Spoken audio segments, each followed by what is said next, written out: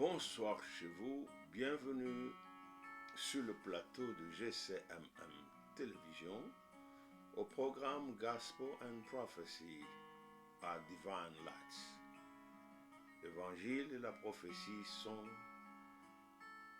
des lumières divines. Nous avons le texte de Pierre 2, le chapitre 20 au chapitre 21. Cependant, il est important de pouvoir asseoir la fondation de ces thèmes évangile et prophétie en regardant dans les prophéties bibliques. Les prophéties de l'Ancien Testament qui annonçaient l'avènement du Seigneur Jésus-Christ, qui est l'évangile de Dieu. Je voudrais juste faire cette répétition, cette révision. Jésus-Christ est l'évangile de Dieu. Vous pouvez trouver ces prophéties dans Ésaïe chapitre 9. Le peuple qui marchait dans les ténèbres voit une grande lumière. Sur ceux qui habitaient le pays de l'ombre de la mort, une lumière resplendit. Donc, la prophétie, Pierre dit, c'est une lampe qui éclaire dans le ténèbre, qui montre le chemin, la voie qu'il faut suivre. Et l'évangile, c'est le chemin. Nous savons que Jésus-Christ a dit ceci dans l'évangile des gens, qui a assis cette doctrine de la personne, de l'identité de Jésus-Christ avec une certaine profondeur. Il nous présente Jésus comme étant la lumière. Il dit, la lumière est venue chez les siens. Jésus a dit, je suis la lumière, celui qui marche pendant qu'il est avec moi. Les ténèbres ne les surprendront point. Et c'est pourquoi ces deux grands sujets, ces deux grands thèmes, évangile et prophétie, se rencontrent dans cette dynamique-là, dans cette cohésion spirituelle. Vous ne pouvez pas voir l'un sans l'autre. Quand Ésaïe prédit, ces prophéties sont relatives au temps messianique.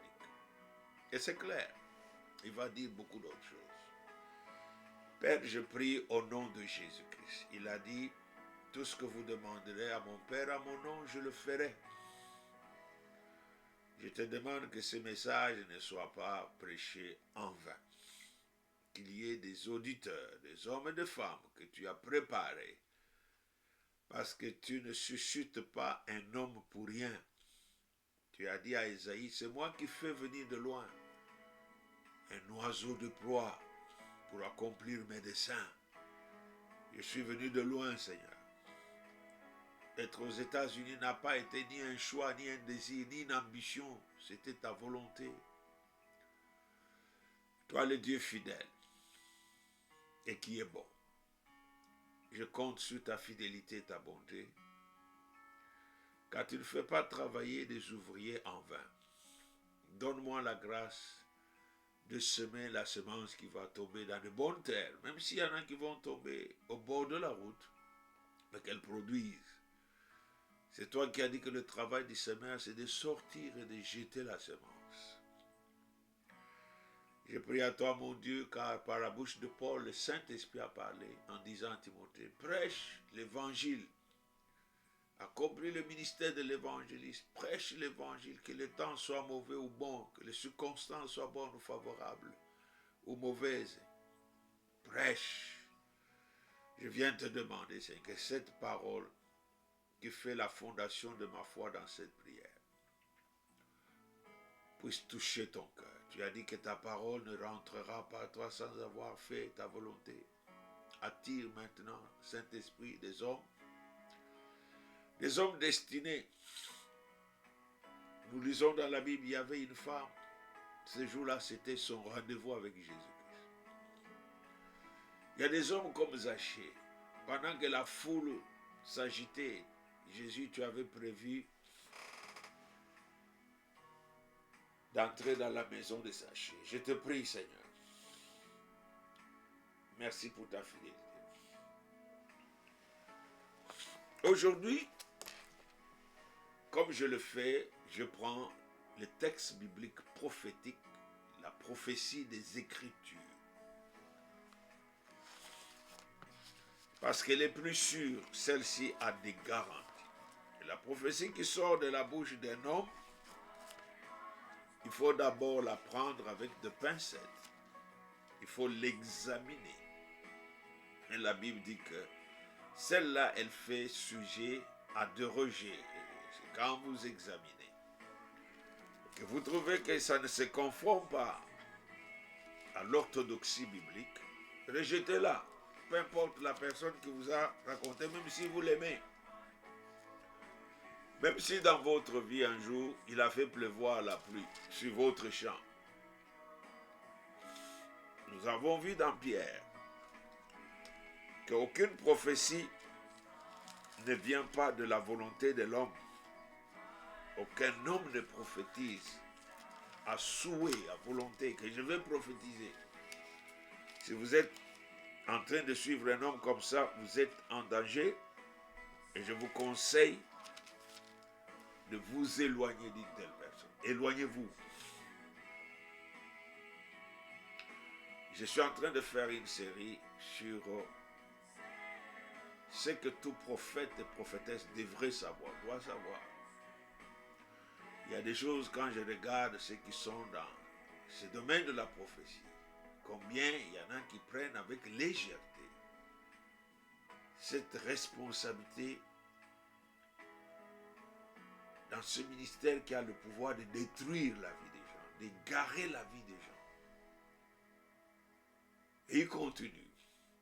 J'ai regardé une vidéo, un monsieur, comme ils sont maintenant prophétiques, parce que quand ils voient un courant commencer à voir de l'ampleur, vous savez, quand nous on était des évangélistes,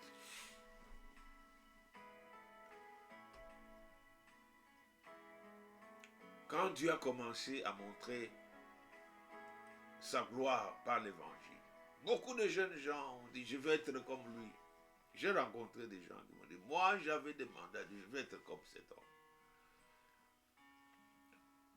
Mais quand nous les évangélistes, nous avons aidé à planter, à créer les églises, et que les pasteurs sont venus prendre les églises, et qu'il y avait des offrandes et des dîmes, c'était garanti. Nous qui dépendions du soutien, de la bonne volonté, de la bonne foi de ceux qui étaient mûrs, ont trimé. Alors il y a eu une ruée vers la pastorale.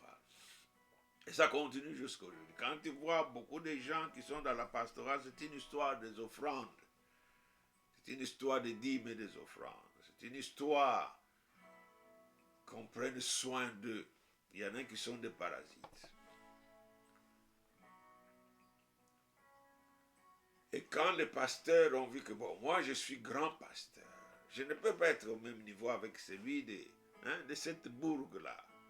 Moi je dois être un peu plus grand que lui. Alors les titres ont commencé. Je suis bishop. J'ai dit, moi bishop, il y a maintenant des bishops qui sortent partout. Moi je suis archibishop. Moi je suis évêque. Et ça c'est une voie dangereuse. Parce que la parole de Dieu nous dit ceci dans Hébreu. Écoutez-moi cette parole qui vient de Dieu. Dans Hébreu, au chapitre 4. La parole de Dieu est très claire. Que personne n'a le droit de s'attribuer une dignité quelconque, de s'autoproclamer. Donc, n'y a aucun homme aussi qui a le droit. J'entends des gens, tu sais, moi, c'est moi qui l'ai ordonné. Je fais de lui bishop. J'ai des bishops sous moi. Ce sont mes bishops. Ah, vous recorderez ce que Jésus a dit aux pharisiens. Vous convertissez un homme, vous traversez de mer, et vous en faites un homme pire qu'un démon. Le Seigneur avait ces genres de langage. Il savait comment piquer au vif. Personne ne s'attribue les titres dignité spirituelle ministérielle à volonté. Il faut que cela vienne de Dieu. Ça doit venir de Dieu. Même Jésus ne s'est pas déclaré souverain sacrificateur à volonté. David prophétise, il dit, c'est pourquoi ton Dieu, ô Dieu, t'a oint d'une huile d'onction qui est supérieure à celle de tes camarades. Il dit, mon Seigneur a dit à mon Seigneur, assis-toi à ma droite, je vais faire de toi le chef de domination. Domine au milieu de tes adversaires. Il dit qu'au Dieu, ton Dieu t'a oint d'une huile d'onction supérieure. Et c'est Dieu qui va dire à Jésus, en qui le Christ s'est incarné, tu es souverain sacrificateur dans l'ordre de Melchisédek.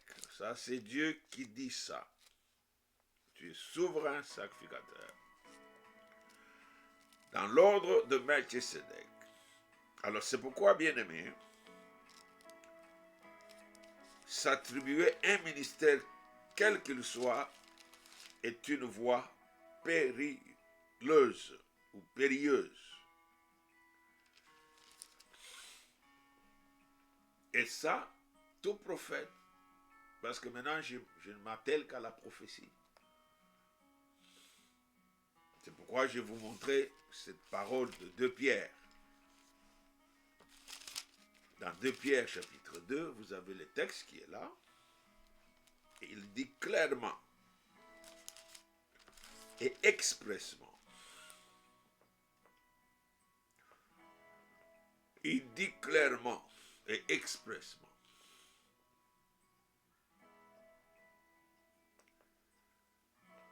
qu'aucun homme ne peut donc prophétiser comme il veut,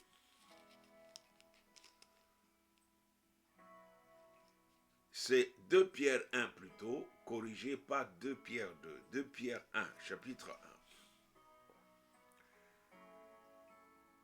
C'est pourquoi il dit, au verset 19, et nous tenons pour d'autant plus certaine la parole prophétique. La parole prophétique. Nous tenons pour d'autant plus certaine la parole prophétique.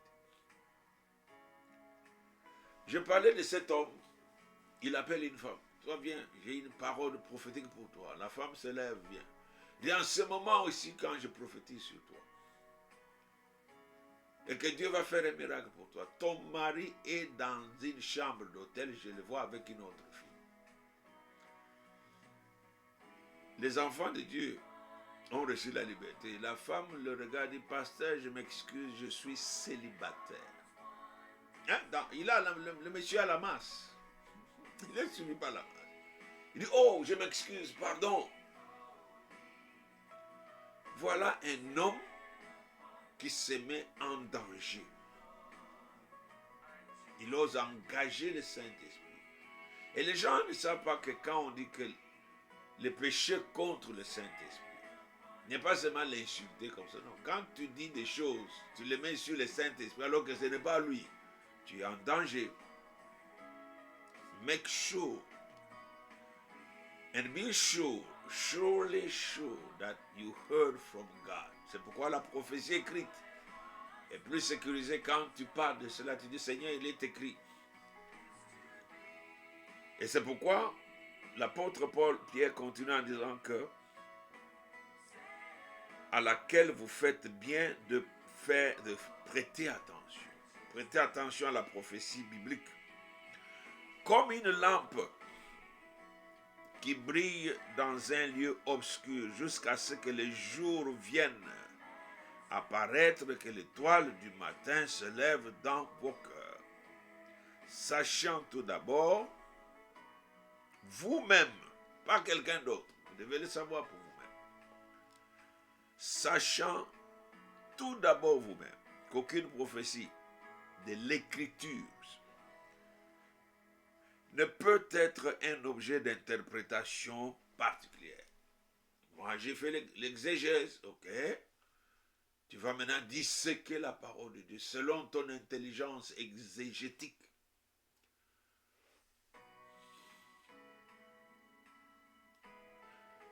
C'est pourquoi il y a une prophétie très très sérieuse en ce moment. Dieu a décidé de cacher les choses aux sages et aux intelligents. Il a dit, je vais le révéler à ceux qui sont des petits, des enfants, qui s'humilient, qui ne marchent pas avec leurs papiers. Moi, je suis, moi, je suis. Nous sommes et nous vivons le temps prophétique, le temps de la fin, où l'évangile prophétique est en train de s'accomplir. Et Pierre termine en disant,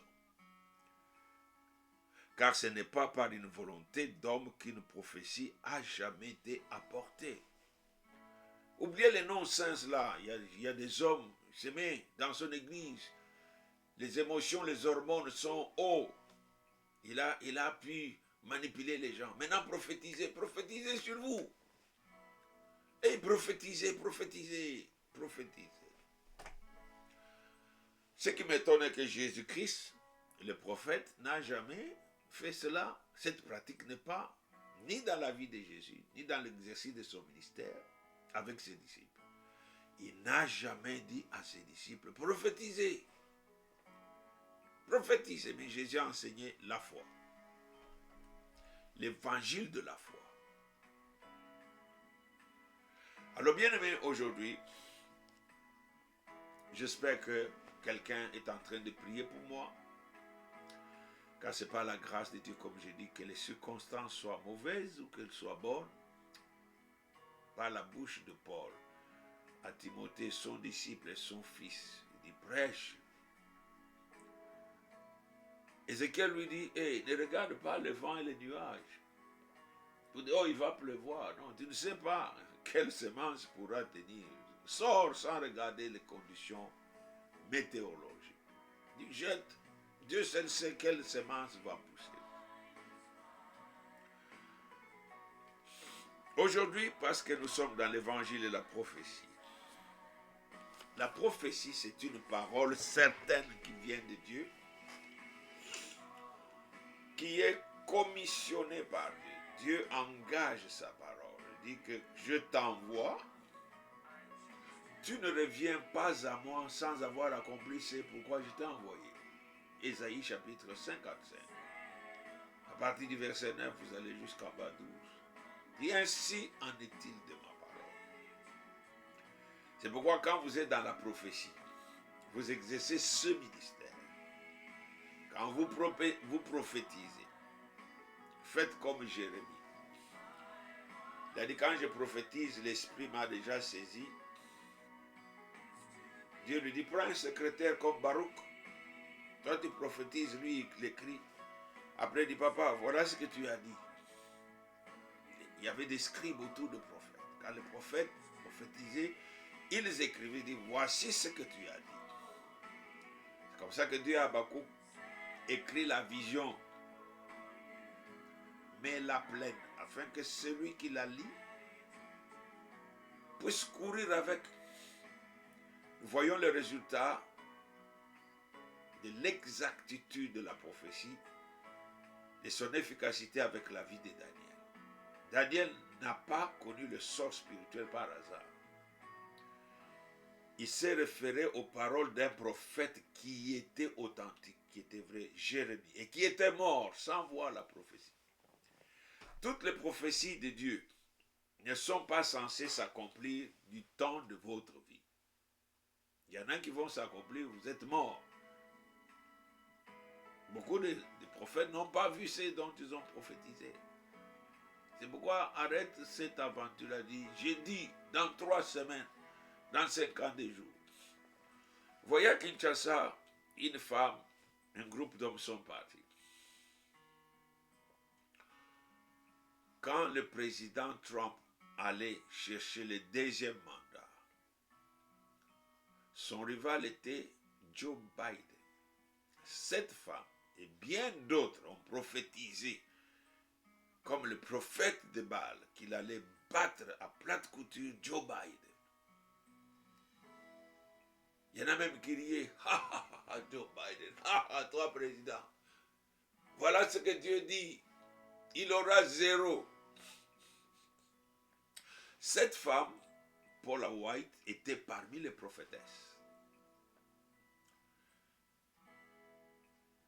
Qu'est-ce qui vous dit que les 52 jours là qu'elle a dit? Parce que 52 jours, ça passe vite. Hein? Trump avait donné l'ultimatum de 10 jours à la Russie. C'est passé, il n'a rien foutu. Il croyait que la Russie, c'était comme l'Iran. On lui a dit, hey, écoute, là, c'est pas un gamin de la rue, du coin de la rue. Ça, c'est un prétendant, un rival sérieux. Fais attention. Et on lui a dit, écoute, si tu oses seulement, je vais décapiter la tête avec une frappe nucléaire. Je vais tout tuer à Kremlin. On lui a dit, écoute, si cette bombe tombe au Kremlin, ces gens-là vont mourir. Mais ils ont une technologie qu'on appelle une main morte. Donc cette technologie a été conçue pour percevoir avec des sensibilités extrêmes la propagation des chocs, des ondes nucléaires, et que si jamais c'est enregistré, on a programmé de milliers de têtes nucléaires qui vont sortir comme des guêpes, et tous se dirigeront vers les États-Unis. Et ils auront lancé une missile nucléaire. Mais la Russie, avec des gens morts, vont lancer des milliers de missiles. Les États-Unis, ça sera fini. On lui a dit, écoute, monsieur, retire ton sous-marin là. Parmi les gens qui conseillent cet homme, notre président Trump, il y a des faux prophètes. Et il faut faire. Car il dit que ce n'est pas par la volonté d'un homme qu'une prophétie a été faite. Jamais. C'est poussé par le Saint-Esprit. C'est pourquoi quand Jésus-Christ s'engage dans ce ministère, la Bible nous dit clairement qu'il s'est soumis au Saint-Esprit. Littéralement soumis au Saint-Esprit. Quand il sort du Jourdain, la Bible nous dit que Jésus plein de l'Esprit. Écoutez bien. Jésus ne choisit pas d'aller au désert. Les jeûnes de 40 jours n'étaient pas un choix. Oh, je vais faire un jeûne de 40 jours. Non, l'Esprit dit, Jésus, allons au désert. La Bible dit que le Saint-Esprit qui les remplissait, les conduisait. Nous allons au centre d'entraînement. Je vais voir Jésus de Nazareth, de quoi tu es capable. Et là, Dieu permet au diable de faire quelque chose qui m'a toujours bouleversé. Mais Jésus, comment le diable pouvait te prendre comme une marionnette? Il te prend, il va te mettre au sommet du temple. C'était quoi? Parce qu'il devrait être testé. Et Dieu a dit, tu vas passer par là.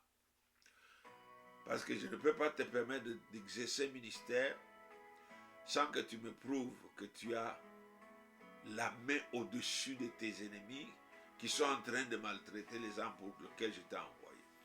Et la Bible dit que Jésus sortit après les 40 jours, revêtu de la puissance du Saint-Esprit. Luc 4, 14. J'aimerais que nous puissions comprendre la dynamique ici. Ce n'est pas tout ce que vous croyez, les études qu'on a faites, les dissertations, les thèses qu'on a défendues. Non. La barre est très haute. Quand bien même Jésus était revêtu du Saint-Esprit, il va à la synagogue et il montre sa soumission, sa dépendance totale au verset 18. Il dit, l'Esprit du Seigneur est sur moi. Voilà ce que Pierre veut faire comprendre. Tant que l'Esprit de Dieu n'a pas pris de l'emprise sur toi, tu n'es qu'un imposteur. Tu n'es qu'un clown. Tu amuses les gens. Je veux vous ramener sur la prééminence du Saint-Esprit sous tout ministère, sur les hommes et les femmes qu'il utilise, que Dieu a choisi. Ézéchiel 37, la vallée des ossements. Dieu amène Ézéchiel dans la vallée de Josaphat, la vallée des ossements, et lui pose la question. Écoutez bien ça clairement.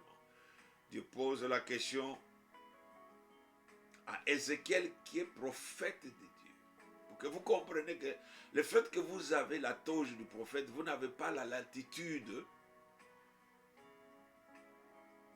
d'agir librement comme vous voulez. Dieu lui pose la question, fils de l'homme, est-ce que ces ossements peuvent-ils vivre? Il y a une grande leçon. L'homme a l'esprit de Dieu. Quand Dieu te pose la question, sachez qu'il a déjà lu le livre de Job. Et, quand Job a essayé de poser des questions à Dieu lorsqu'il était en train de rêver, d'halluciner, Dieu s'est finalement fâché. Il lui a dit, bon, maintenant tu vas te ceindre le rein, tu te ceins le rein. Et moi je vais te poser des questions, toi tu me réponds. Il dit que je connais la fin. Job a dit à Dieu, je ferme ma bouche. Je n'avais entendu que parler de toi. Mais maintenant mon œil t'a vu et je m'étais... Il s'est tu. Aucun homme ne parle pas si Dieu ne lui a pas parlé. Même dans la Bible ici, tu ne peux pas seulement tomber sur un texte qui te plaît, tu prends et puis tu parles. Pour nous qui enseignons, le Seigneur te donne une mission, dit que je veux que tu parles, tu enseignes sur la prophétie et l'évangile. It's called an assignment. Dieu te donne une tâche. Il dit, va faire ça. Alors c'est à toi de répondre à toutes les questions que les gens ont. Et parce que Dieu oint les enseignants, qui sont, entre parenthèses, les docteurs. Quand vous voyez parmi les 5 là, il y a des versions qui disent des docteurs. Et ces docteurs sont des enseignements avec une particularité. Moi, je ne voulais pas enseigner la Bible, je voudrais me limiter carrément à prêcher l'évangile. C'est excitant, tu bouscules les gens, répentez-vous. Que le Seigneur vous pardonne vos péchés, sinon la hache est sous l'arbre qui ne produit pas de fruits dignes de repentance. Vous serez jeté en enfer. Ne dites pas, je vais à l'église. Et les gens, les cœurs sont troublés. Je dis, si tu es sorcier, tu es dans les ténèbres. Jésus est venu donner la lumière à ceux qui sont dans les ténèbres. Si tu crois que les ténèbres, ce n'est pas bon, tu peux sortir, viens Jésus. Et je dis, qui sont sorciers ici? Les gens lèvent les mains. Je dis, baissez les mains.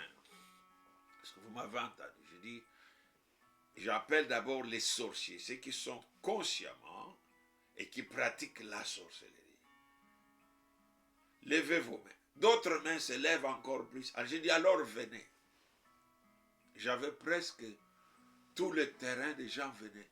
Et mon grand-père était là, Samuel Ngo. Il regardait. Et je sais ce que cet homme-là était avec son frère. Le grand-père Jérémie Patichot, mon abalou.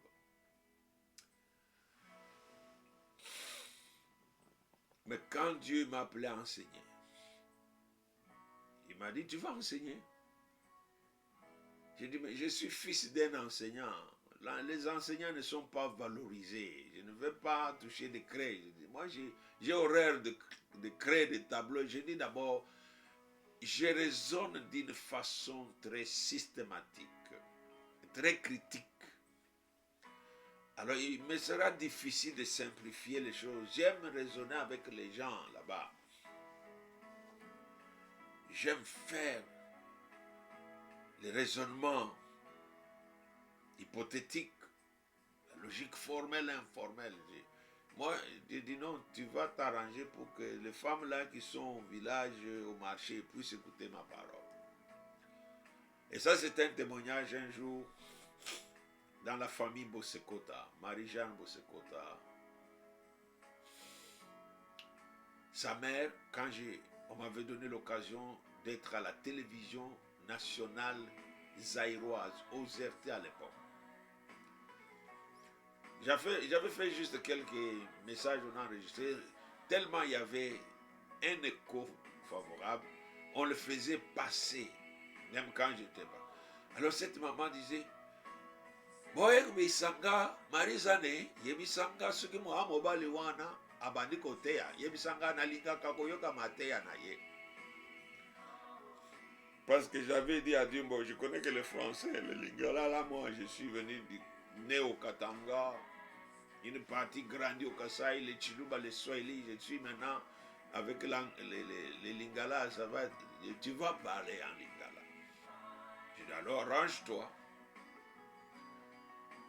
Alors Dieu m'a dit que, tu vois, ce n'est pas par la capacité d'un homme qu'un ministère est exercé. La formation est nécessaire pour permettre de pouvoir ajuster certaines lacunes, pour apprendre comment s'exprimer, comment transmettre. J'ai pris les cours sur l'art oratoire, les cours que les gens qui font les administrations publiques, les fonctions politiques, font pour pouvoir être des communicateurs, des idéologies, des concepts politiques. J'ai pris ce cours-là. Mais je ne l'applique pas parce que je ne suis pas un robot. On dit, pas de tic nerveux, tu ne bouges pas, tu restes collé, tu lis. Je dis non, le Saint-Esprit n'a pas dit à Jésus de lire. Jésus-Christ a lu. Et le Saint-Esprit a dit, maintenant commence à parler. Dès qu'il a lu, il a pris le rouleau, il leur a donné. Et puis il a commencé maintenant à parler. Ces paroles que vous venez d'entendre aujourd'hui se sont accomplies. Une parole puissante de Jésus-Christ. Tout le monde le regardait, suspendu aux lèvres de Jésus-Christ.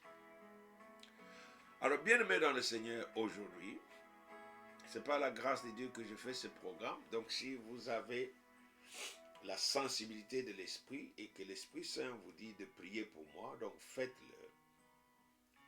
Vous savez, dans le ministère, nous n'avons pas, selon Dieu, le temps de la retraite, ni la possibilité de démissionner. J'étais dans des organisations où ça ne collait pas avec les standards, les règles établies et les comportements de ceux qui dirigeaient. J'ai dit, en tout cas, moi, je ne marche pas avec ça. J'ai dit à Dieu, maintenant, je suis devenu une bête noire, je veux partir d'ici. Dieu m'a dit, c'est moi qui t'ai amené ici, tu restes ici. J'ai fixé le temps où tu partiras. Même pour ma mort, le Seigneur va décider quand je mourrai. La Bible dit que David mourut après avoir achevé son œuvre. Quand Jésus-Christ était sur la croix, il voyait déjà son retour au ciel, parce que quand il a dit tout est accompli, il a remis son esprit au Père qui était au ciel. On a enterré le corps. 3 jours après, le Saint-Esprit a dit allons réveiller le corps de Jésus. Jésus est ressuscité. Il n'est resté que 40 jours sur la terre. Et puis, parti après 40 jours. Mais il est parti sur la croix. Il avait déclaré, tout est accompli. Tu es tout fini. Ce qui était dans les séjours de mort, dans le monde des ténèbres, Jésus a suivi le diable là-bas, dans les prisons, les abîmes de ténèbres, dans les océans, dans les mers. C'est pourquoi il n'y a aucune place où un démon peut dire, oh moi, non, on t'a pris, on t'a caché dans la mer là-bas, au pôle Nord là-bas. Jésus dit, sortez. Il a les clés de la mort et du séjour de la mort. Alors aujourd'hui, j'ai reçu l'instruction, parce que l'évangile de Dieu, c'est l'évangile du salut. Si ça ne me sauve pas, c'est que ce n'est pas le vrai évangile que j'ai entendu. C'est que je ne suis pas en train de croire dans le vrai évangile. Écoutons ce que Paul dit dans le livre de Romains au chapitre 1. Paul dit clairement ceci. Paul l'érudit, le docteur de la loi, maintenant le docteur de l'esprit. Et Paul dit au verset 16, car je n'ai point honte de l'évangile. Écoutez ça, c'est une puissance. Il dit, car je n'ai point honte de l'évangile. Vous savez, si la prophétie qui vient de Dieu a reçu l'ordre de Dieu, comme parole sortie de Dieu, de ne pas rentrer chez Dieu sans faire ce que Dieu a dit. Parce que déjà, longtemps, dans Nombre, le Seigneur parle à son premier prophète ou son deuxième prophète ou son quatrième, parce qu'Abraham était prophète, Noé était prophète, ces gens ont vécu avant Moïse, Enoch était prophète, il a prophétisé, Isaac et Jacob c'était des prophètes. Donc je ne sais pas classer Moïse dans une hiérarchie quelconque. Dieu dit à Moïse, suis-je un fils de l'homme? Est-ce que vous me prenez moi pour un fils de l'homme? Pour que je dise des choses que je ne veux pas accomplir? Il a dit, je ne suis pas un fils d'homme pour mentir. Mentir, c'est quand on dit quelque chose. On croit qu'elle est vraie, mais les résultats sont contraires. C'est un mensonge. Et Dieu dit, est-ce que je suis un fils d'Adam pour me repentir? C'est vous qui êtes né d'Adam, de pécheur. Vous avez été inséminé du péché. Vos voix sont mauvaises, moi mes voix sont droites. Je suis un Dieu droit, c'est pourquoi je ne me repens pas. C'est ce Dieu-là qui envoie toutes les prophéties jusqu'à dire à Esaïe, écoute Esaïe, ma parole ne va pas revenir. Donc pour que cela soit, il faut que cette parole prophétique soit accompagnée d'une puissance. C'est par l'esprit que les hommes ont parlé, poussés par l'esprit. Je n'avais pas fini l'histoire d'Ézéchiel avec Dieu. Ézéchiel est intelligent. Il dit, Seigneur, toi tu le sais. Le Seigneur dit que là, je suis fier de toi. J'ai un bon serviteur ici. Il ne prétend pas qu'il sait. Parce que la question était, est-ce que ces ossements desséchés peuvent-ils vivre? Tu dois venir avec une théorie scientifique, des lois scientifiques, des formules qui ont été développées et qui ont été démontrées, prouvées que non, un corps mort, les nerfs sont morts, le corps décomposé, tout est parti, les nerfs, les cerveaux brûlés, pourris, il ne reste que des ossements. Comme ça ne s'est jamais fait, la science n'a jamais fait cela, et n'a pas encore fait cela jusqu'à aujourd'hui. Bien qu'ils sont pleins d'orgueil et d'hallucinations, blabla, ils sont en train de dire qu'il n'y a pas de Dieu. Il n'y a que l'insensé qui dit qu'il n'y a pas de Dieu. Alors Dieu lui dit, bon, parce que tu t'es mis dans la position des serviteurs, d'instruments, je vais t'utiliser maintenant. Alors le Seigneur, écoutez ce que le Seigneur dit à Ézéchiel. Fils de l'homme, parle à mon esprit. Et Dieu lui donne de paroles qu'il doit dire à l'esprit de Dieu. Il faut qu'il y ait une harmonie entre les paroles et l'esprit. C'est pourquoi Jésus dit, mes paroles sont esprit et vie. Si la source de parole n'est pas en harmonie avec l'esprit, les paroles qui sortent ne sont pas originées en Dieu, il y a une discordance. Alors, Ézéchiel dit, parle à mon esprit. Et Dieu lui dit, esprit du Dieu vivant, souffle. Souffle sur ses eaux. Ézéchiel ne prophétise qu'en suivant à la lettre la prophétie qui lui a été donnée par Dieu lui-même. Et il est subjugué. Et pendant que je parlais, j'entends le bruit. Les eaux comme, il a parlé à l'esprit. Une prophétie, pour qu'elle s'accomplisse, elle doit s'adresser à l'esprit, parce que l'esprit doit être en accord avec la parole de Dieu qui est Jésus-Christ. Les deux doivent s'accorder. C'est pourquoi la prophétie, quand elle est vraie, elle n'est pas seulement une parole elle vient avec la puissance. Elle est accompagnée avec la puissance parce que rien de ce que Dieu fait ne le fait sans la parole et sans son esprit qui détient la puissance de Dieu.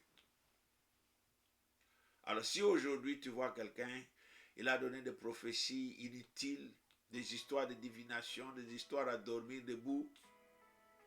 Oh, je vois ton mari, il est à l'hôtel avec une femme, alors que la femme est célibataire. Dis-lui, that's it. Tu es radié. Sors de ces lieux-là. Sors de cette place. Ainsi, la même attente de Dieu repose sur l'évangile. C'est pourquoi Paul dit que je n'ai pas honte de l'évangile. J'étais à Kinshasa il y a des années, je suis parti en mai, mais une fois j'étais parti en 2016. J'ai fait l'émission avec Biblia à l'antenne RTNC 2. Biblia.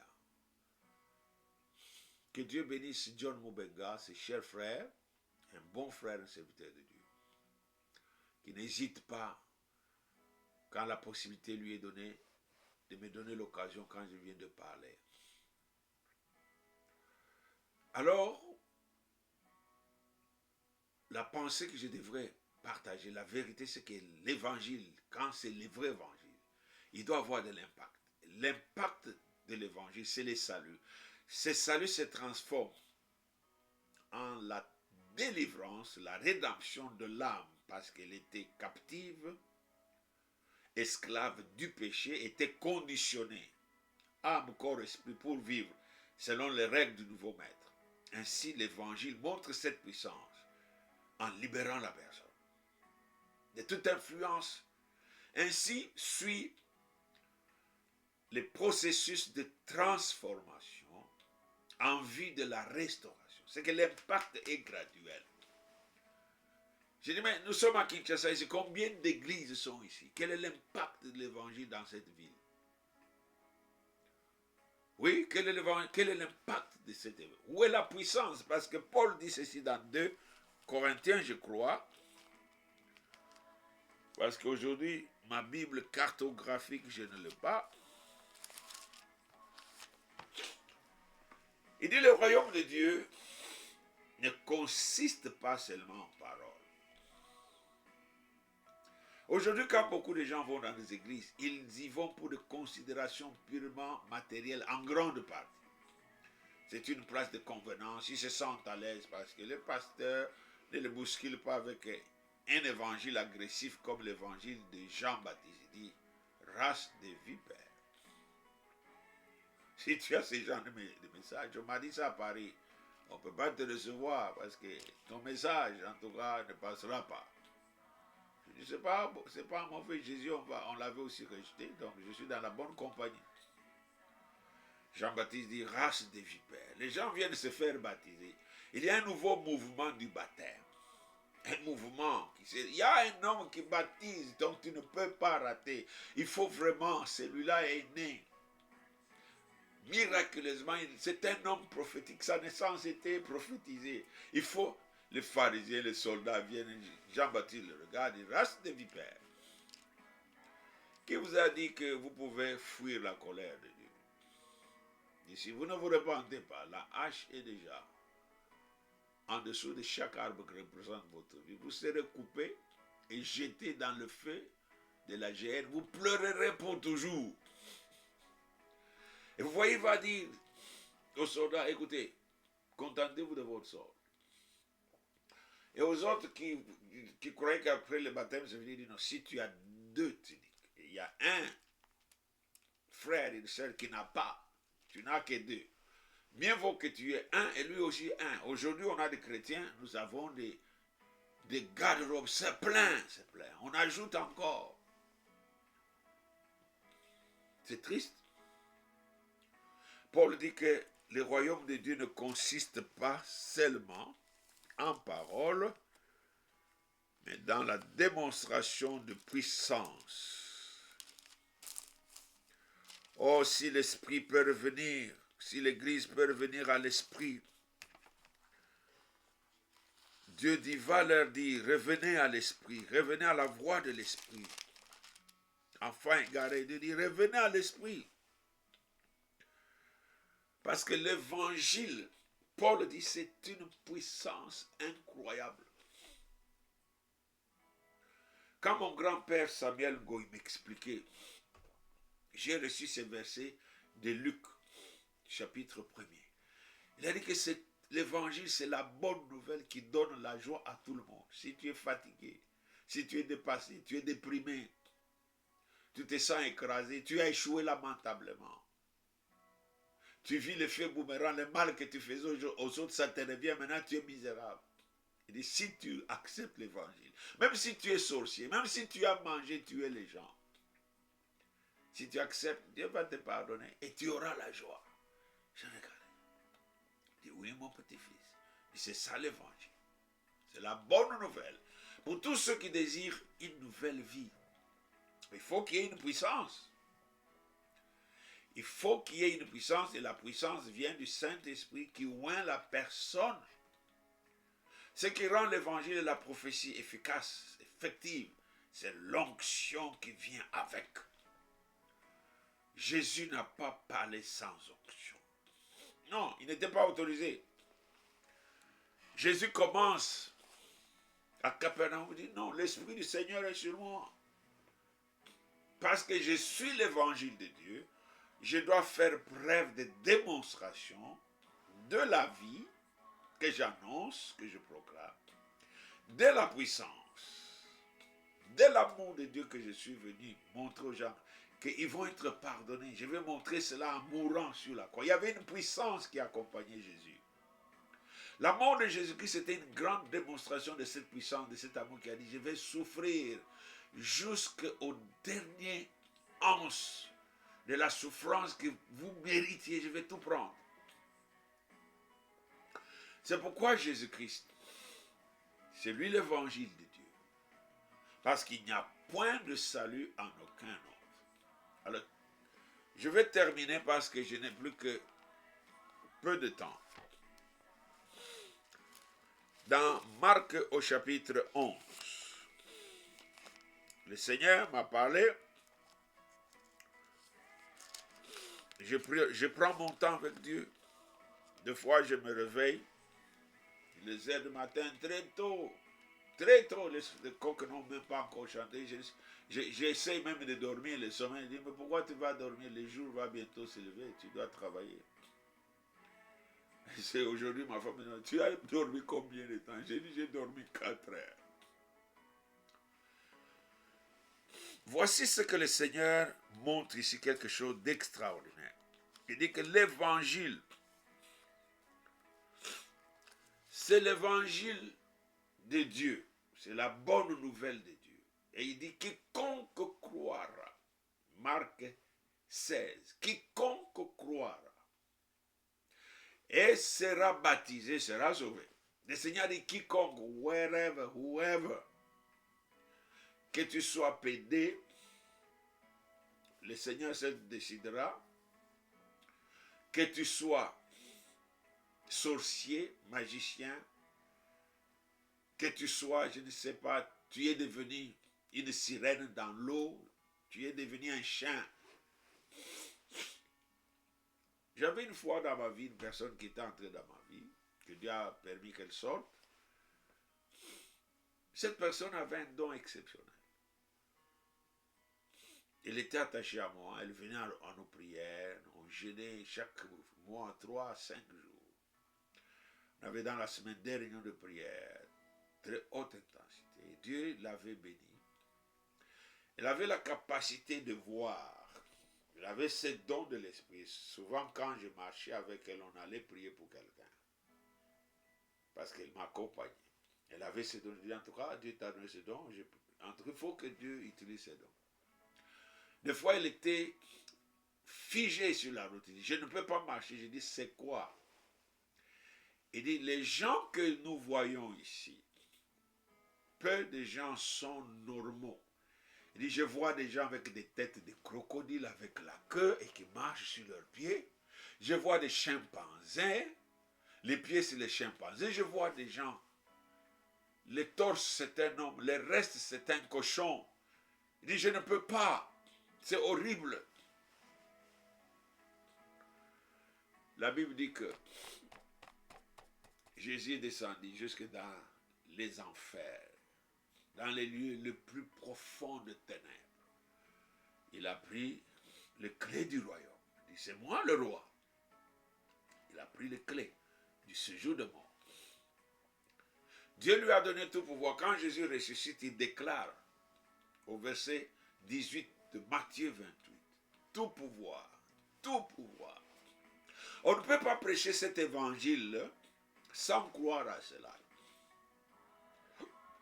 Le Seigneur m'a dit, voilà pourquoi vous n'avez pas de résultats. De la même manière que j'avais sermonné,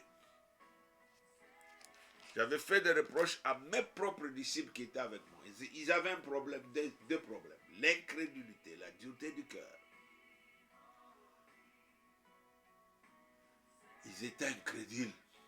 Ils avaient la dureté de cœur et incrédules. Vous voyez ce mal s'est manifesté même à la résurrection de Jésus. Alors le Seigneur m'a dit, va leur dire ceci. Le principe que j'ai établi, c'est une dynamique spirituelle incontournable. Vous voulez des résultats, parce que l'évangile et la prophétie ont une puissance qui les anime, qui doit porter des fruits si ces paroles viennent de moi. Nous sommes dans l'histoire du figuier maudit. Marc 11. On dit que le lendemain, après qu'ils furent sortis de Béthanie, Jésus eut faim. Notez bien ces mots-là. Quand on a faim, on a besoin de résultats. Est-ce que tu as faim? Est-ce que quand tu pries, tu as faim? Parce que le Seigneur est très concerné par des hommes et des femmes qui ont faim et qui ont soif. Matthieu 5, verset 6. Heureux ceux qui ont soif, ceux qui ont faim, seront rassasiés. Mais pourquoi nos prières tournent comme des moulins à vent de la Hollande, qui ne produisent rien qui nous fait tourner des... Il y a des moulins qui sont restés comme ça, symboliques. Jésus faim, apercevant de loin un figuier qui avait de feuilles, il alla voir s'il y trouverait quelque chose. C'est le Créateur qui est dans Jésus. Et si tu as de feuilles que tu as un figuier, tu ne peux pas jouer de la comédie avec moi. Quand ce n'est pas ta saison de produire, tu ne peux pas abuser les gens. Et l'arbre a voulu se jouer de Jésus-Christ. Et s'en étant approché, il ne trouva que de feuilles, car ce n'était pas la saison de figues. Donc, les figuiers n'avaient pas le droit de porter des feuilles que si il était prêt à produire. Alors, prenant la parole, écoutez très bien, l'évangile, c'est la parole. Car Jésus est la parole. La prophétie, c'est la parole. Si nous voulons vivre la puissance de l'évangile et de la prophétie, la parole et la prière, ce n'est pas la prière. Hein? Jésus n'a pas prié. L'église aujourd'hui, le diable a abusé les églises tellement qu'on passe des temps, vous voyez les gens qui prient, qui tremblent, qui frappent les pieds, papa, qui vont ici à gauche, à droite, ils disent, mais Seigneur, c'est quoi ça?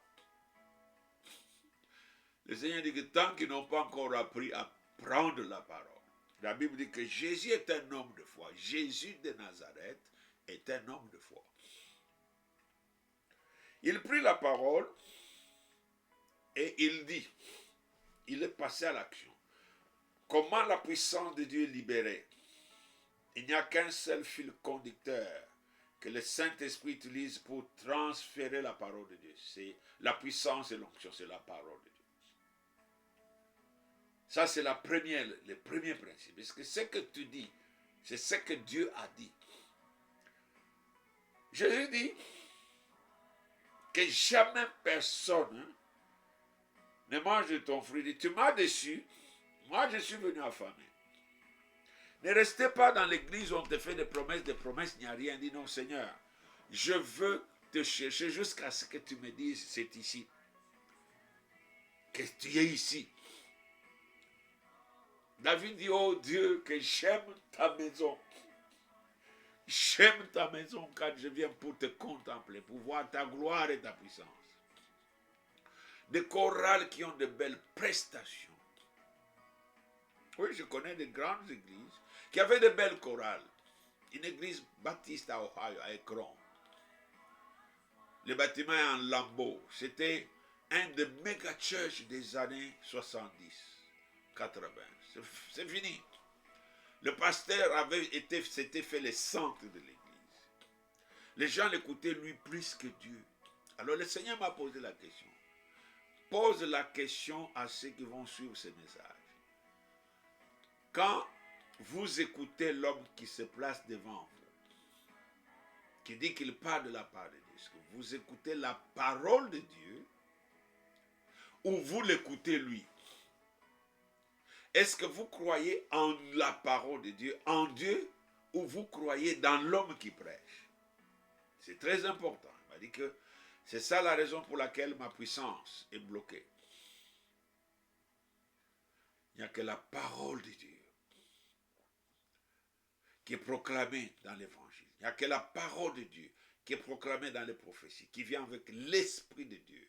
Et l'Esprit de Dieu est accompagné toujours avec l'onction et la puissance. Les deux ne manquent jamais. Nulle part Jésus était sans puissance et sans onction. Il n'y a aucune place où Jésus a dit, bon, rentrez, ce cas ici est difficile. Les disciples ont échoué. Ils ont même posé la question, Seigneur, mais comment n'avons-nous pas? Comment on n'a pas pu? Et le Seigneur devrait ajouter d'autres éléments dans sa formation. Mais les mots clés que le Seigneur m'a donné de partager avec vous, il m'a dit, va leur dire ceci. Voici ce que j'avais donné comme instruction. Si vous voulez bénéficier de la puissance de Dieu, vous devez apprendre à exercer une foi qui est fondée sur la parole de Dieu. Avec un appui, une soumission, une obéissance sans réserve. Écoutez, le Seigneur dit ceci. Prenant alors la parole, il lui dit que jamais personne ne mange de ton fruit. Et ses disciples l'entendirent. C'était un enseignement qu'il donnait. Ils arrivèrent à Jérusalem et Jésus entra dans le temple. Il se mit à chasser ceux qui vendaient et ceux qui achetaient dans le temple. Il renversa les tables des changeurs et les sièges de vendeurs de pigeons. Cette prophétie m'a été donnée. Il y a des églises qui vont connaître un chambardement, qui sont devenus des centres d'affaires, où le pasteur a cessé d'être un homme de Dieu, ministre de Dieu. Maintenant, il apprend aux gens comment faire les affaires. Ce n'est pas une histoire qui date d'aujourd'hui. Tu veux faire les affaires, fais-les en dehors de l'église. Crée ton entreprise. Achète, construis tes bâtiments. Laisse les sanctuaires. C'est un lieu sacré. Il ne laissa personne transporter aucun objet à travers le temple. Il enseignait, disait, n'est-il pas écrit? Ma maison sera appelée une maison de prière pour toutes les nations. Mais vous en avez fait. Vous en avez fait. Écoutez ce que le Seigneur dit. Pourquoi la puissance de Dieu a disparu dans les églises? Vous en avez fait une caverne des voleurs. Il y a des pasteurs qui ne sont pas promus dans les positions de leadership parce que Dieu les a choisis pour cela, mais parce qu'ils sont de bons élèves de leur pasteur, de leur bishop. On dit, mais ça c'est mon homme de confiance, ils sont mes petits de confiance. On me raconte l'histoire à Bruxelles. Un groupe de chrétiens, des gens sérieux, Ça veut dire, en tout cas, nous voulons prier Dieu. Alors, comme nous sommes venus de la RDC, nous avions un pasteur. On va lui dire que bon, nous venons pour continuer la mission et représenter notre Église. Le pasteur a dit, c'est bon. Ces dames et ces hommes ont commencé à prier le Seigneur. Nous voulons quelqu'un pour nous guider. On ne peut pas faire venir quelqu'un de Kinshasa, on ne le prendra pas en charge, on n'a pas d'argent maintenant. Il y a un homme qui venait de Paris pour prier avec eux, les enseigner, les exhorter, faire la pastorale. Ils ont grandi de la location de salles, de petites salles sont allées à une grande salle qu'ils ont aménagée. Dès que le pasteur, leur bishop en RDC a entendu que l'église est grande, il envoie son neveu. Toi, je vous envoie les nouveaux représentants de notre église, celui. Et qui l'envoie, c'est son neveu. Parce que le neveu, le pasteur, l'évangéliste voulait contrôler l'argent. Les chrétiens disent, nous avons lutté 10 ans avec cet homme. Tu n'étais nulle part. Juste quelques paroles de soutien. Et une dame me dit, apôtre, ça me fait très mal au cœur. Cet homme, j'ai vendu la maison après l'avoir construite. C'était ma maison de retraite. Ma vision, c'était de construire une maison, une belle maison. C'était une femme qui occupait de grandes positions. Mais Dieu m'a dit, prends le certificat parcellaire, donne à cet homme. Donne la maison. C'est pour lui. Je lui avais promis que je construirais. Il dit, mais moi, Seigneur, il dit, non, toi, tu ne resteras pas ici. Toi, tu vas aller en Belgique. Je m'occuperai de ta retraite là-bas. Et cette femme dit, quand je vois ce que j'ai fait pour cet homme, ce qu'il nous fait, ce qu'il a fait à cet homme, j'ai dit, fini. Tout le monde presque est sorti pour partir avec celui qui avait souffert avec eux, qui était un vrai Belge. Et la soi-disant église qu'il avait envoyé son neveu pour prendre, pour chapeauter, cette éteinte, c'était tout. Le Seigneur dit, vous avez fait de l'église une caverne de voleurs. Le verset 20, on nous dit, le matin en passant, les disciples vinrent le figuier séché jusqu'aux racines. Suivez le processus. Jésus a vu le figuier s'est approché, il a parlé au figuier. De paroles sévères, les disciples ont entendu. Jésus n'est pas seulement venu parler pour qu'on entende, il a dit, je suis venu montrer la gloire du royaume. Il a dit à Nicodème, Nicodème, si tu ne nais pas de nouveau, tu ne peux ni entrer dans le royaume, ni voir le royaume, parce que les œuvres que je fais ici, ce sont les œuvres qui n'appartiennent qu'à ceux qui sont dans le royaume. Les disciples ont vu. L'évangile ne sera pas couvert de honte. C'est l'évangile glorieux de Dieu. La Bible nous dit que les disciples firent des remarques au Seigneur Jésus-Christ. Apercevant, on nous dit que Pierre se rappelant. Écoutez bien, Pierre s'est rappelé la scène. Dit à Jésus, Rabbin, regarde les figuiers que tu as maudits à sécher. C'est ici que commence la révélation du mystère de la foi. La foi est mystérieuse. La foi ne souscrit pas à la logique intellectuelle. Elle ne souscrit à aucune philosophie humaine. C'est une dynamique spirituelle d'une science élevée qui est en dehors de la sphère physique. La foi ne se soumet pas aux règles physiques. Aucune loi physique ne gère la foi. Pierre dit, le figuier a séché. Je me souviens que tu l'avais maudit. Comment ça s'est fait? Donc il y a des questions dans Pierre. Écoutez ce que Jésus dit, ce qu'il m'a dit de vous dire aujourd'hui, parce que je vais terminer. On nous dit que Jésus prit la parole et leur dit, voici le message d'aujourd'hui. l'évangile n'a qu'une grande et unique exigence prioritaire. Il dit, ayez foi en Dieu. Il m'a dit, va leur dire qu'ils n'aient pas foi en toi. Parce qu'il y a des gens, ils disent, comme l'apôtre parle, quelque chose va se passer ici. Comme c'est l'apôtre, en tout cas, on a entendu. Il y a une femme que j'aime bien, elle me dit, papa, on nous a dit comment Dieu t'utilisait. Mais les gens se demandent, mais on nous a dit que Dieu l'utilisait. Où est ce Dieu-là? Depuis qu'il est là, on ne voit rien.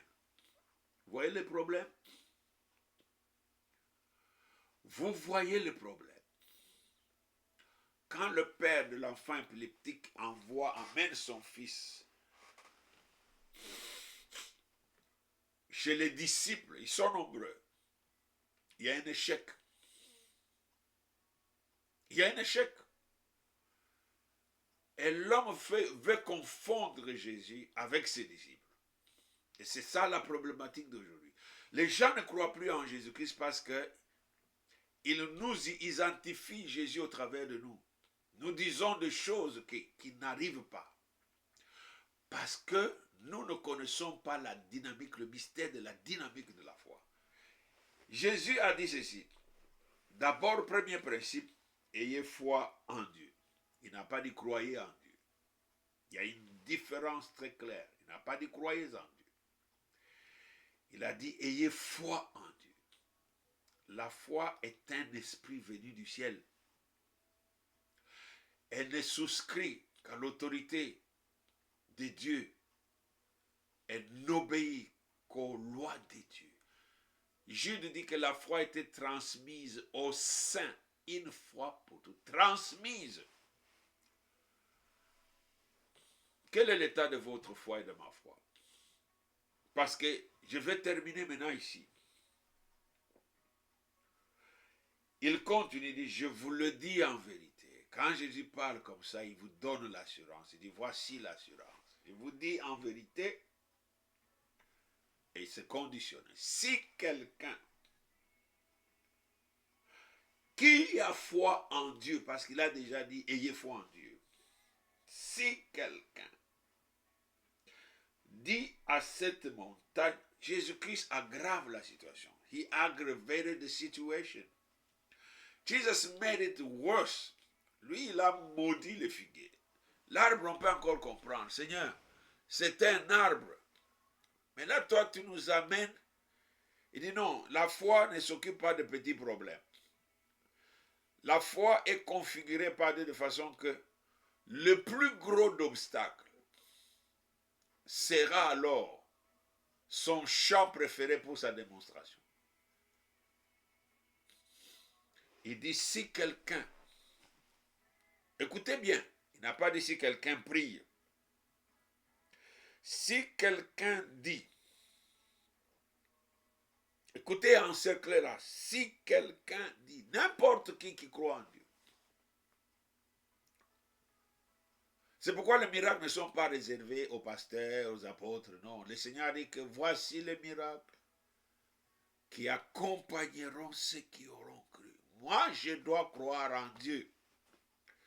D'abord, non pas pour vous. Je ne dois pas croire parce que je viens vous parler. Je dois croire en Dieu pour moi. Avant que je vienne m'asseoir ici, il y a des choses qui se manifestaient dans ma tête, des histoires. Je dis non, la chair, je te connais. Tu es mon ennemi parce que tu es l'ennemi de Dieu. Tu veux m'empêcher de faire le travail de Dieu.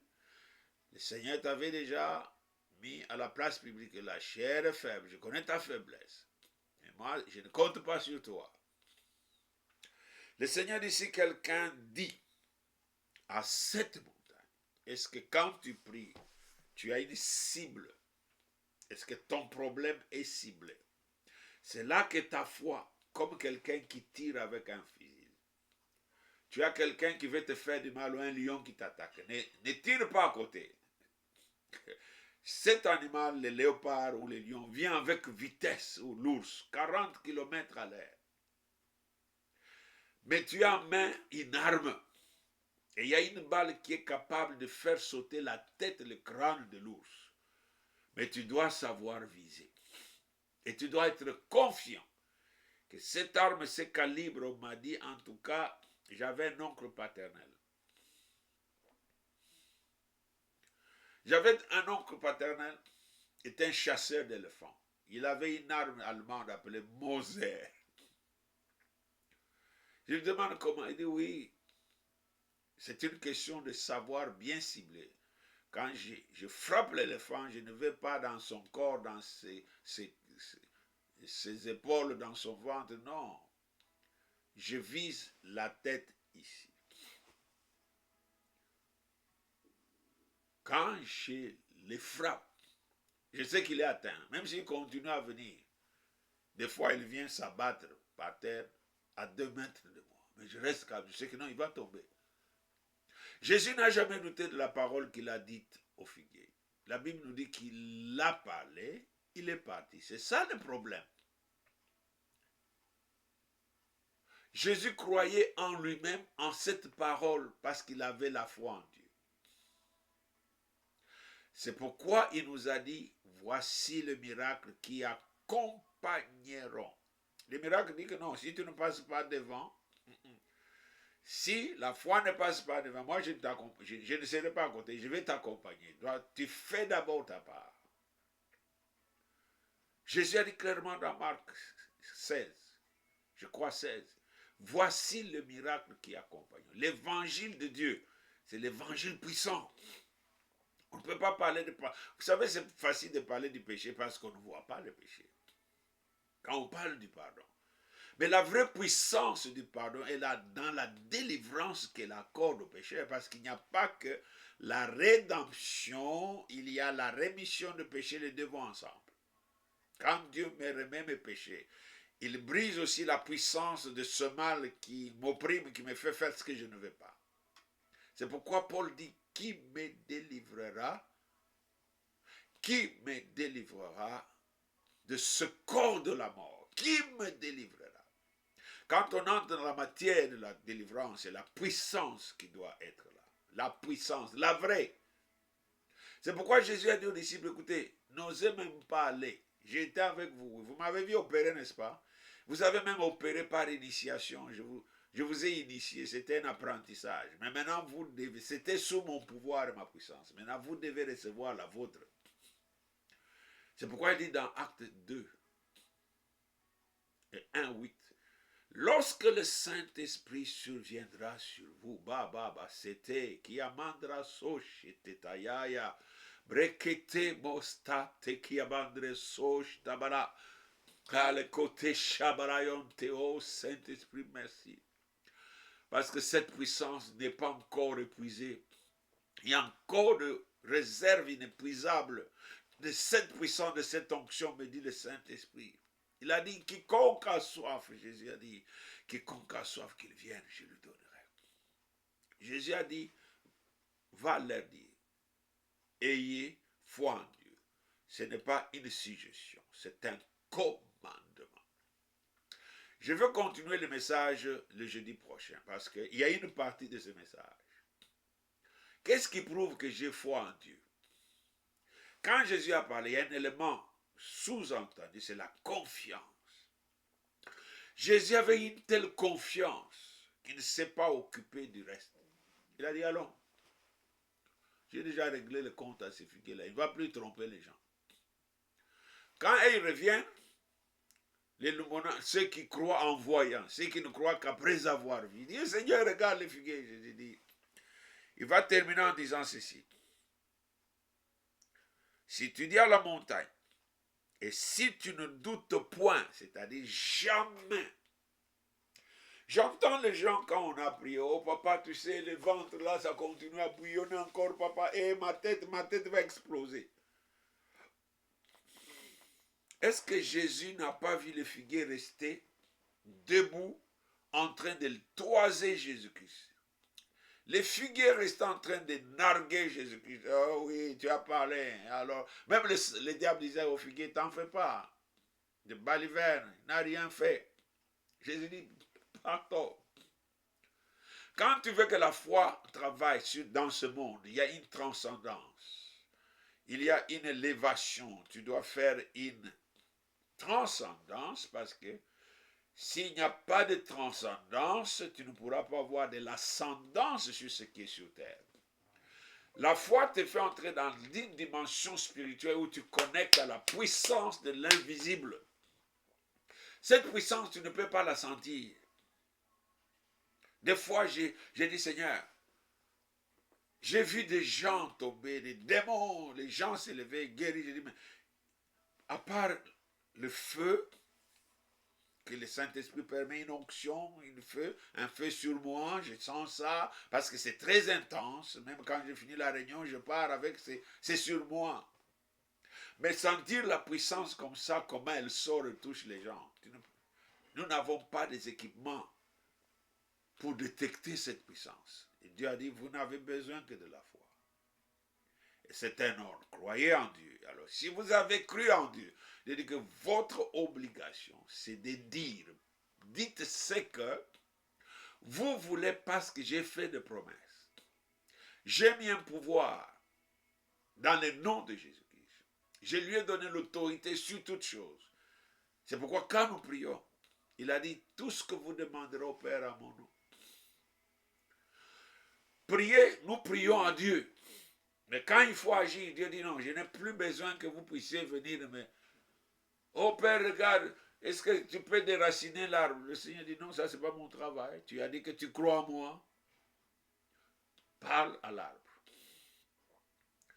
Tu as une maladie là dans ton corps. Est-ce que tu as déjà compris que c'est une montagne? Il faut parler. Papa, c'était. Crétema satabayokote. Le Seigneur dit qu'il faut parler. Il y a une puissance de vie ou de mort dans la parole. Celle que tu crois là, c'est celle qui va s'accomplir. Si tu parles de ta maladie, elle va rester. David a dit à la mort.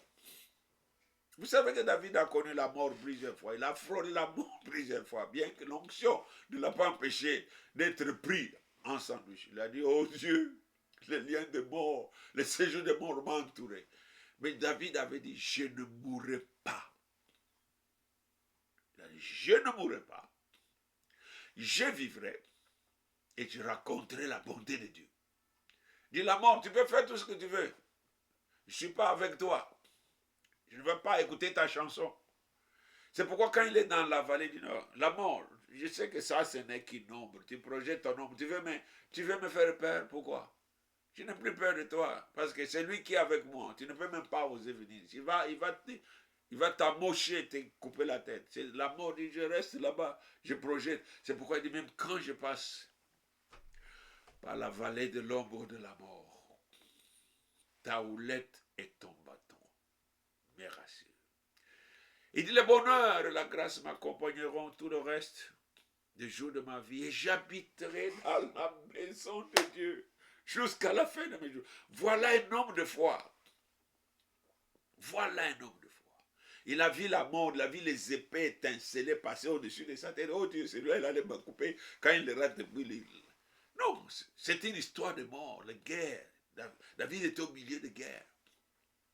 Le Seigneur a dit ceci pour terminer. S'il ne doute point, c'est-à-dire jamais, c'est une négation qui exclut la possibilité de douter. J'ai vu des gens vouloir que je les touche 2 fois. Pourquoi tu veux que je te touche 2 fois? Est-ce que Jésus-Christ a touché les figuiers 2 fois? Toute créature qui est faite, créée par Dieu, a été créée avec la capacité d'entendre la voix de Dieu. Même les pierres entendent la voix de Dieu. Jésus l'a dit aux pharisiens, si vous ne voulez pas, vous voulez que ces gens se taisent, les pierres attendent. Jésus, allez, gaillard, levez-vous. Le pierre écoute, le vent écoute, les arbres écoutent. Comment tu peux penser que la maladie n'écoute pas? Comment tu peux croire que tes os ne peuvent pas écouter? Dieu a dit à Ézéchiel, parle à l'esprit. Esprit du Seigneur, souffle sur ses os. Donne la vie, que la vie revienne. Et Dieu lui donnait comment il devrait prophétiser. Et cette prophétie était une bonne nouvelle parce que les morts que le diable avait déclassés sans terminer leur destinée, sans vivre le plan de Dieu, sont revenus à la vie. Et Dieu dit, voilà, c'est une grande armée. Tu sais pourquoi le diable veut te tuer? Parce qu'il ne veut pas que tu sois l'instrument de Dieu pour faire la volonté de Dieu dans ce temps ici. L'évangile est une puissance de Dieu. Le Seigneur m'a dit, va leur dire, croyez en Dieu. Croyez en Dieu. Ayez foi en Dieu. Il a dit que si tu ne doutes point dans ton cœur, mais crois que ce que tu dis arrive. Voilà le secret. Si tu crois, là il y a un élément qui vient, dont nous allons parler. Si tu crois, entre ce que tu vois, la foi ne s'intéresse pas d'abord à ce que tu vois. La foi d'abord dit, je regarde ce que tu crois. Quand tu es en harmonie avec la foi dit, ah là tu parles comme moi, hein? Alors je vais passer par toi. Vous savez que la foi est une arme. Savez-vous que la foi est une arme spirituelle? Quand le diable s'oppose, la maladie s'oppose, tu dis en tout cas, mon cher, tu es foutu parce que la foi que j'ai, c'est une arme. Dieu, apprends-moi comment manier l'arme de la foi. Je vais écraser, je vais le dépiécer. Et les montagnes, et les démons, ils redoutent un homme qui a foi en Dieu. Est-ce que tu as foi en Dieu? Quel est l'évangile que tu as cru? Parce que Jésus a dit non, moi mon évangile est une puissance de Dieu pour le salut. Quand il faut délivrer, je délivre. Quand il faut guérir, je guéris. Quand il faut bénir, je bénis. Quand il faut donner la victoire, je donne la victoire. Quand il faut donner la réussite, je donne la réussite. Quand il faut prospérer, je fais cela. Quel est ton évangile? Paul a dit qu'il y a d'autres évangiles. L'évangile que prêche ton pasteur. Un jour, un pasteur, un prêtre demande aux catéchumènes, ils devraient passer leur cours de catéchisme. Alors, est-ce que quelqu'un croit en Dieu? Oui. Alors, qu'est-ce que vous croyez? Il a dit, nous croyons dans ce que notre prêtre enseigne. Et qu'est-ce que votre prêtre enseigne? Ce qu'il dit chaque jour dimanche quand nous allons à la messe. Vous voyez l'absurdité des faits? Ils n'ont pas de substance. C'est pourquoi beaucoup de gens, quand ils sortent de l'église, le cœur est vide, la tête est vide, il n'a rien retenu. Si tu demandes même les sujets, le pasteur, l'apôtre, le prophète a parlé de quoi? C'est rien. Oh, le culte, c'était bon, l'ambiance. C'est pourquoi quand le temps de danser vient, oh là là. Mais le temps où il faut écouter la parole de Dieu pour connecter avec la vie, pour que l'esprit se fraye un chemin. Tu vois les gens qui s'ennuient. Il passe son temps à écouter ce que tu as dit contre lui, que l'Esprit de Dieu a mis dans sa bouche pour l'avertir, parce que quand nous prêchons, nous avertissons. Et quand quelqu'un t'avertit, te dit, arrête de commettre l'impudicité, arrête de voler, arrête la sorcellerie. Il te parle. Parce qu'il te dit, il y a des conséquences. Alors, Dieu n'envoie pas ses serviteurs pour vous cajoler. La vérité a franchi. Alors quand il a écouté quelque chose, est-ce que ce n'est pas le diacre qui est allé dire au pasteur mes histoires? Alors, tous les sermons, il est perdu. C'est pourquoi vous voyez les gens se lèvent, il fait un tour dehors, il vient. Est-ce que le pasteur n'a pas encore fini? Parce qu'il veut rentrer dans la cadence de la musique.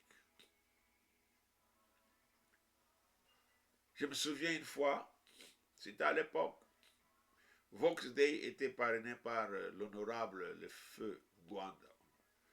Ils sont venus m'aider à la campagne parce que j'utilisais ce qui était là. Avec Teach et les autres. Nous étions à Bandal, le terrain de Bandal.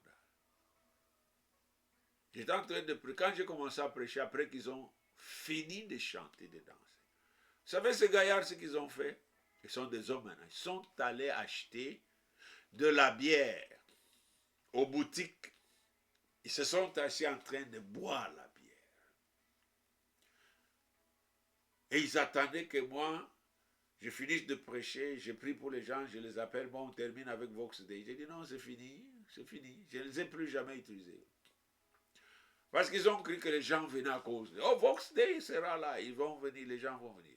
Les gens ne doivent pas venir à l'église à cause du décor, à cause du marketing, à cause de la publicité, à cause du bâtiment.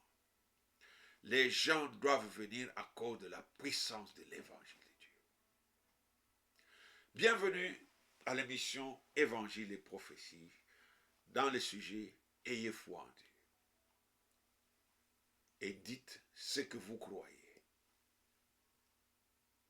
que Dieu a promis. Et cela va arriver. C'est la fin de cette émission qui vous a été présentée par l'apôtre Israël Chisso avec le soutien du Saint-Esprit. C'est le seul maintenant sur qui je compte. Je ne compte que maintenant sur le Saint-Esprit. Là où je suis arrivé là où Jésus était arrivé, il a dit, mon Père ne m'a pas laissé seul parce que je fais ce qui lui plaît. Je suis arrivé à cette place-là. Et le Seigneur m'a dit, est-ce que tu vas continuer avec moi sans la foule?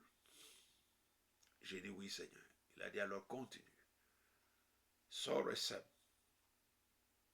Je vais honorer ma parole. Seigneur, je te bénis. Je te bénis en ce moment. Parce que tu es un très très grand Dieu. Le Dieu qui ouvre le chemin là où il n'y a pas de chemin. Tu as dit à Jean-Baptiste, va prêcher au désert. Si quelqu'un a envie d'écouter la parole, il viendra. C'était un désert, ce n'était pas une cathédrale, ce n'était pas une salle climatisée. La Bible dit qu'à cause de l'onction du Saint-Esprit qui était sur lui, car c'était un homme qui était rempli du Saint-Esprit dès le sein de sa mère. Le Saint-Esprit a fait le travail. Tu m'as appris, Seigneur, ce principe de tout faire dans la puissance du Saint-Esprit, en laissant le résultat à Dieu. Parce que ta parole, tu as dit, elle ne reviendra pas à toi sans avoir accompli ses effets. Je te bénis. Honore la foi de ma femme, je la bénis maintenant. Bénis ma femme d'une bonne santé, d'une longue vie, qu'elle vive pour voir le fruit de ce prière, Seigneur, de son soutien, de sa fidélité. Parce que quand il arrive des fois où je me dis, est-ce que ça vaut encore la peine? Tu l'envoies me pousser. Bénis-la, Seigneur. Bénis Yvette Messou Chisso. Et qu'elle voit aussi ta gloire, qu'elle soit le témoin de ta puissance. Que tu lui donnes l'assurance, la confiance en toi, que tu peux aussi l'utiliser, que tu vas l'utiliser. Que ses prières ne sont pas vaines, que sa foi n'est pas vaine. Je te bénis, mon Dieu. Toi, le Dieu qui est le même hier, aujourd'hui, éternellement, qui est présent. Jésus, tu as dit que Dieu est invisible. Aucun homme n'a vu Dieu. Mais Dieu le Fils, toi qui s'est incarné dans un corps de chair, tu l'as fait connaître. Fais-nous connaître Dieu,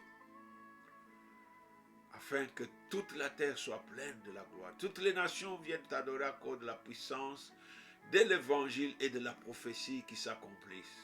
Par ton Saint-Esprit, j'ai prié au nom de Jésus-Christ. Je n'ai pas dit Amen parce que je reste à l'écoute de Dieu. Dieu m'a appris que quand tu lui parles, si tu dis Amen, tu dis que cette conversation est finie. Je ne voudrais pas faire cette erreur-là. J'ai prié au nom de Jésus-Christ parce qu'il a dit que tout ce que vous demanderez au Père à mon nom, je le ferai.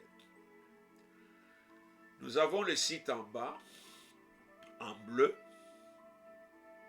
Si vous appuyez, l'adresse internet va s'ouvrir. Notre site, c'est le groupe chrétien pour la mission mondiale. Dans les Google. Allez à la page mère, il y a un bouton en bas qui vous dit si vous voulez donner. Nous utilisons PayPal. Si vous voulez me contacter, les numéros de téléphone et les emails sont dans la page contact. La page partenaire vous permet aussi. Le Seigneur a dit que si vous avez la volonté de faire ce que Dieu veut, vous saurez que ma parole est la vérité. Au revoir chez vous.